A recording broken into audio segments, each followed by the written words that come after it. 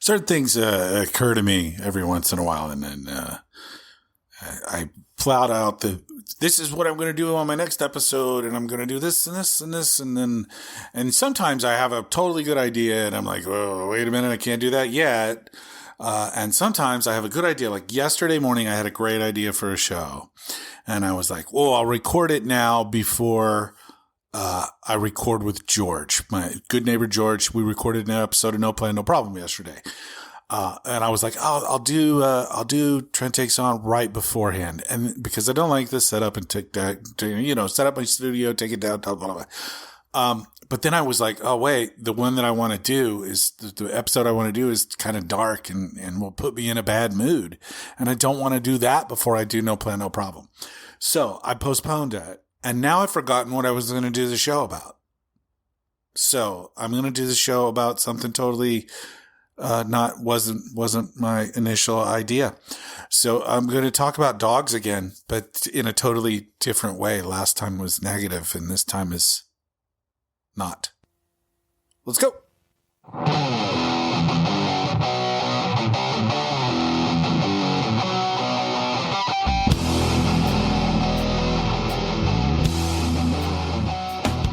Welcome back to Trent Takes On 2.0. I'm the Trent from the title of the show. This is a podcast about stuff, life and parenthood and society and a lot of politics recently, because I think it's this is a really tumultuous tipping point time in our society when it comes to how we're going to be governed going forward. Anyway, that's not what this week's going to be about. I will briefly touch on politics by saying, last week I talked about Donald Trump being an incontinent old dog who has to pee on everything. We're going to talk about dogs again, but not that part of it. Donald Trump has gone to China for trade deals or whatever he's doing. I don't even know anymore. He took a whole bunch of billionaires with him, and that's really all you need to know. If you think about that for a second, it should piss you off. Back here in the States, everything is more expensive. The Republican Party does nothing about it. All they do is enable, the Mad King. And anyway, we're going to talk about dogs. I might get a phone call during this episode, or as I record here, because my little puppy dog, my little puppy Leia, she's almost 2. She's not a puppy anymore. She is at the vet, and she is being spayed today. That means no puppies. My daughters are completely brokenhearted. They want puppies. Leia is the cutest little dog, and they want to see her be a mommy. And I'm like, okay, no, for lots of reasons. But I wanted to talk about spaying and neutering your pets. Like I'm Bob Barker or something. I don't have the Price is Right behind me, which is too bad, because I think I would be a really good host of The Price is Right. And my partner, my wife, Emily, who I love and who is awesome, and we have incredible conversations all the time. She bummed me out about the spay of the dog last night. She was like, and this is a really amazing point. And that's what I wanted to talk about, something she said was an amazing point, and I stuck to my guns, and I'll explain why and everything. She said, it's kind of a downer that we can do this to these animals and without them being okay with it. And I was like, I totally get that. I totally understand. She says it's against their will. And I'm like, I know. But what does it mean? What does all of it mean? If we look at the grand scheme of it, what does it mean? How have we been treating these animals, these domesticated animals, for generations and generations and generations of domesticated animals? And all of the inbreeding that has gone on, all of the selective breeding that has gone on to create all of these breeds that we have today. And, ours is a mix, and that's great. I have always found mixed dogs to be just some of the best companions you can have. it is kind of crazy that we've bred dogs the way we've bred dogs for different purposes, from sporting and hunting to basically play dogs. You know, the dogs that literally, they're toys. We call them toy dogs. We breed teacup dogs, dogs that are super tiny. They could, in theory, fit in a teacup. They're bigger than that, but you get the picture. We've as a group, the human species, have bred these domesticated animals to be our workers or our partners, you know, our companion dogs. Dogs have been bred for lots of reasons for many, many years, and they don't have any control over that either, you know? Because they're domesticated, they rely on us. And I do like that we try to rely on them, you know, that we build bonds with them, which is not what we do with livestock, which is a totally different beast. I've got a kid who wants to be a vegan because she's terrified about animal cruelty, and I totally get that too. For the record, I've discovered that I'm really into the Beyond Meat alternative, plant-based meat, which is one of the most ridiculous 3-word collections you can ever have. Plant-based meat. I'm into it. So we're headed that direction. Anyway, hold the phone on that. I was talking about domesticated animals, pets. Cats fall into this category too. I sometimes think that cats consider themselves to be prisoners. Depends on the cat. Some cats are really totally into being around humans. They really like it. And those are the cats that I kind of get this. And then there are the cats that they're just standoffish, and they're not really into us. And it's they're just put out by the world. And those are the cats that I don't think appreciate domestication. They don't care for it. I've always been a dog guy. When I was young, before my sister came along, I was 4, almost 5 when she was born. Before my sister came along, we had 2 dogs. One of them was our in-house dog. She was my little playmate. Her name was Susie. She was a Cocker Spaniel mix, and she was adorable. And my mom hated that she was always in stuff. You know, she was messy dog, blah blah blah. But I loved that dog. And then we also had an outside dog. We had a sheepdog, big giant sheepdog with long hair, and I used to ride him around in the backyard like he was a horse. when I was a toddler, 2 years old, riding around on a giant sheepdog. My dad ended up giving them both to a farmer friend of ours, and we actually went and visited them a few times afterwards. Max the sheepdog got to actually tend sheep, which was crazy. I watched him do it. It was totally natural for him. It was amazing. And Susie became the family dog inside. So my dogs actually went to a farm, and I got to see them afterwards, which was pretty cool. Then something happened when I was 5. I've talked about this on the first version of the show. My sister came along. They made a big deal about how my sister was going to be my new buddy. And I don't know if you've ever exposed a 4.5-year-old kid who's never been around babies before to a baby in the house all the time. I was not appreciative of my sister's presence. And I had there was a neighbor down the street who had a dog, had 2 dogs actually, and they had a litter of puppies. And when they had the litter of puppies, I asked for one of the puppies. I straight up went to this kid's dad and said, "Can I have one of these puppies?" And he was like, "Sure." So I got to pick up the dog that would become Smokey, my favorite dog of all time, on Christmas Day.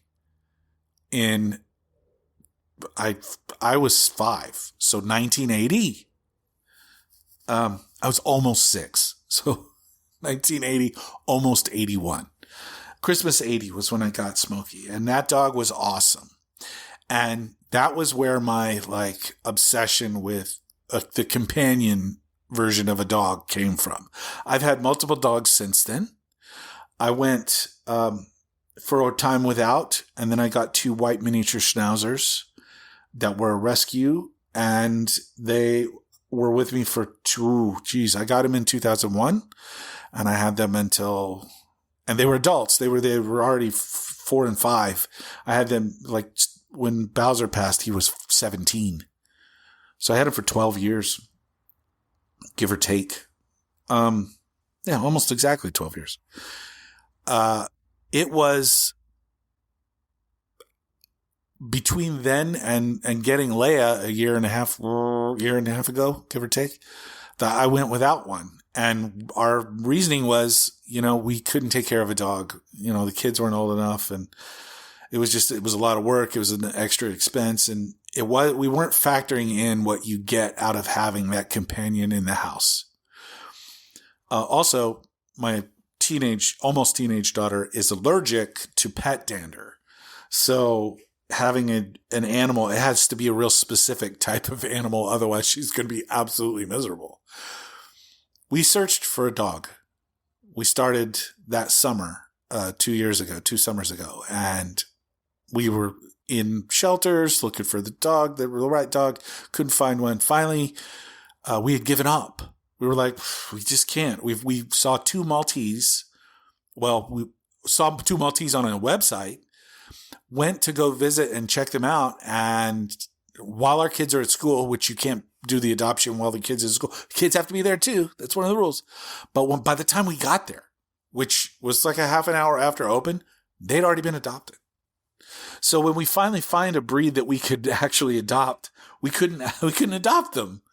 And we were going to take 2 or 1 if there was only 1 available. It was fine either way. But yeah, we had given up, and Emily's like, she was brokenhearted. She really wanted a dog. So I said, you know what? Check Craigslist and see if there's just something there.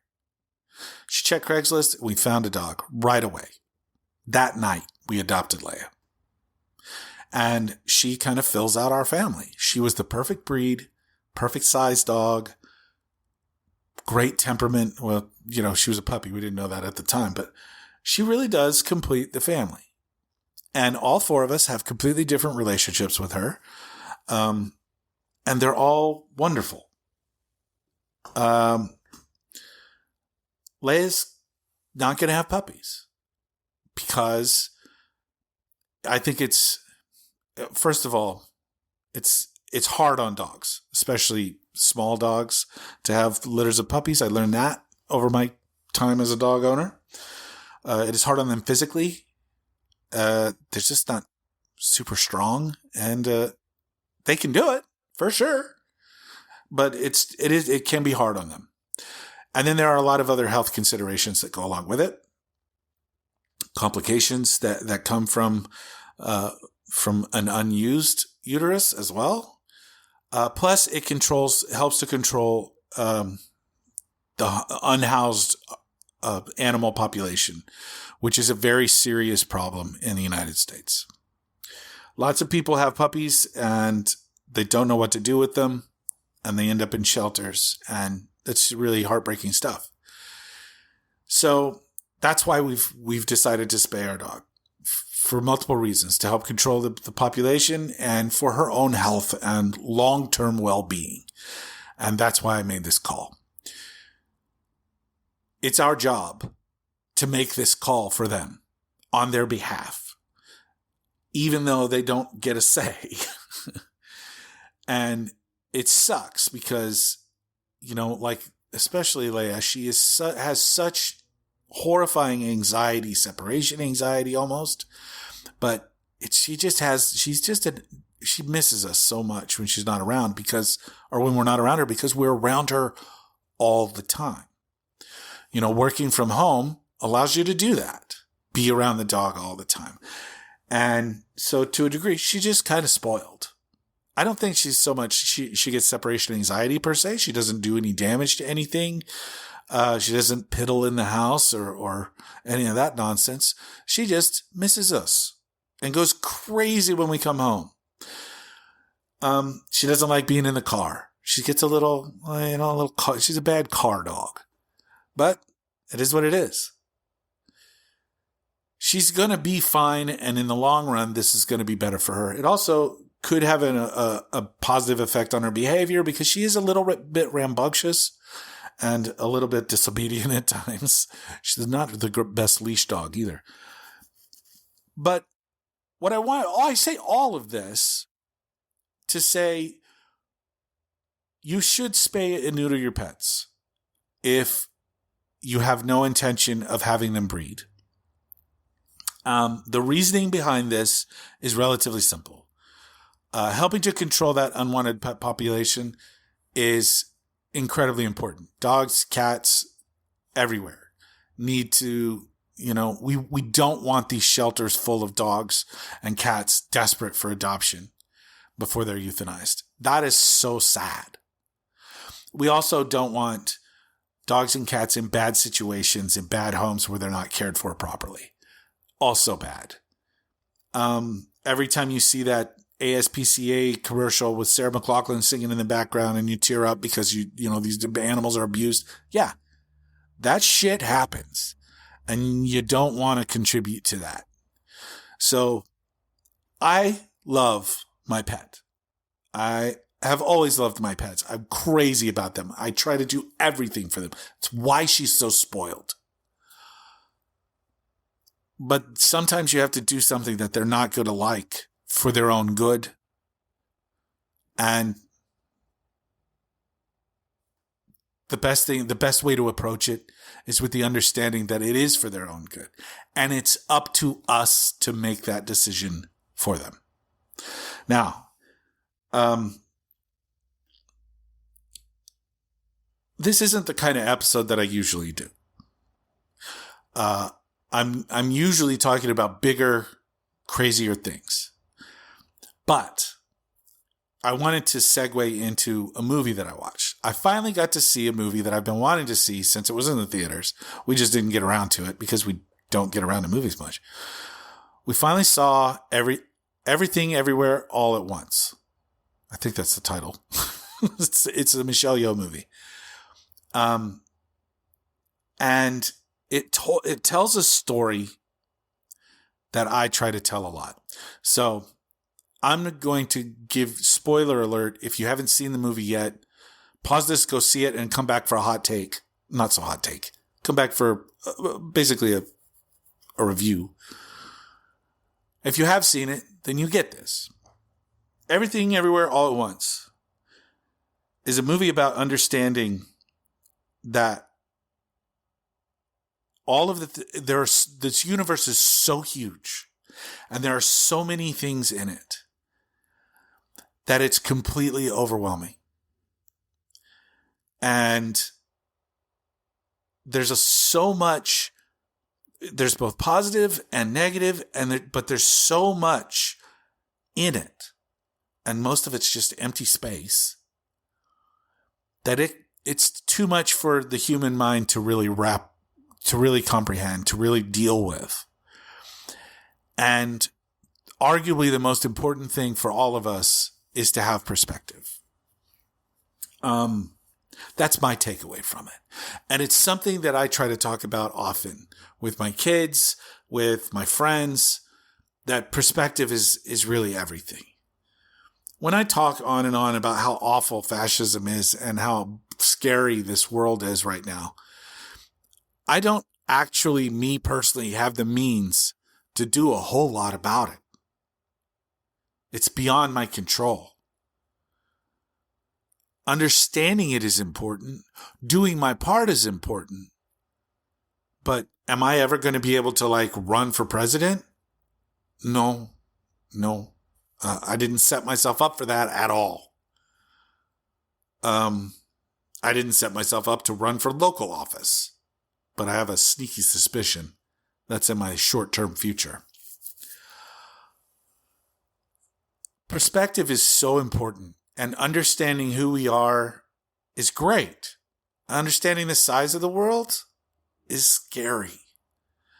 Understanding the things, all the shit in this universe is terrifying. But being able to be happy in the moment with what you have kind of is everything. It kind of is everywhere. And it kind of is all at once. The realization that you don't need a huge bank account. That the moment when you hug your partner or pet your dog or eat your favorite food, living in that moment and being happy in that moment is what life's about. Life isn't about the things that we can't do. Life isn't about the things that we want to do. Life is about the things we actually do. And it's great to have dreams. Sometimes we dream too big, and that's okay too. But more than anything, we all have to know that happiness is right in front of you. And it can be a choice. And sometimes we lose track of that. And I'm guilty of that on this show. I get off the rails and go fucking sideways. And I'm in those moments, I think, man, I am bumming people out. People I've never met before. People I know and really like. I use the word love at the end of every show. I love people who listen to this. All of you people, the listeners. I love a lot of things because it's who I've decided I want to be. I've made a conscientious choice to try and live in the moment and be better, but also appreciate the things that I have. The things that I'm allowed to do. And when you get that for yourself, you really wish it for everybody else too. Like, I want everybody to feel that because it's really great.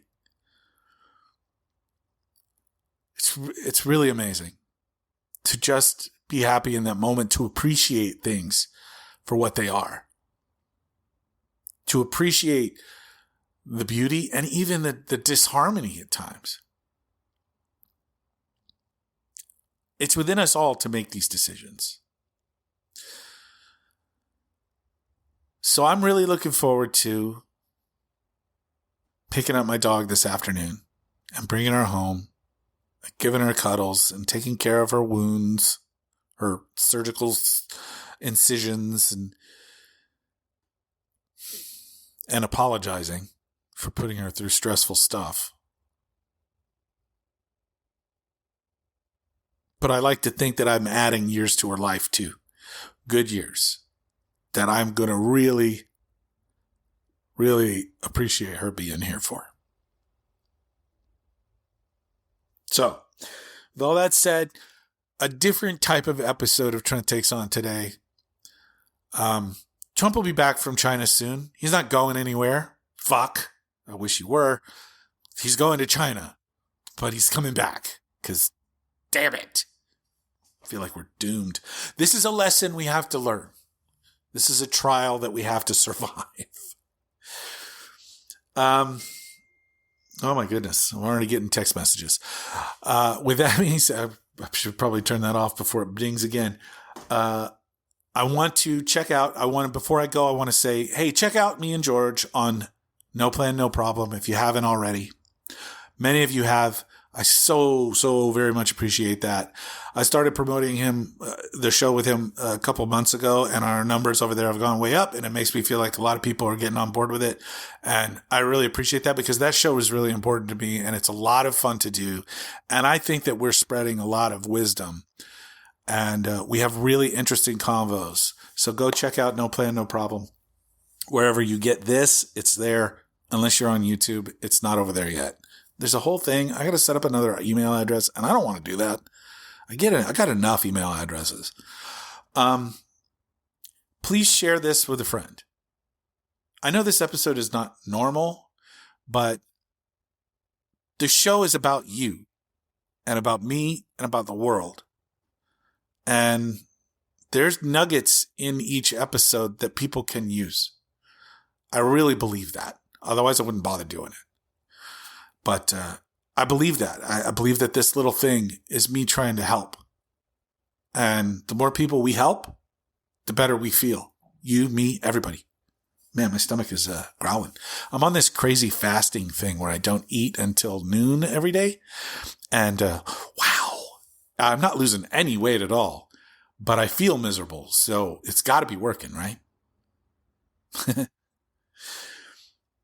Until next time, I'll be back soon. Until next time, please be good humans. It's the least we can do. Okay? Be kind, kick ass. That's what George says. Be kind and kick ass. And I'll be back with you soon. Till then.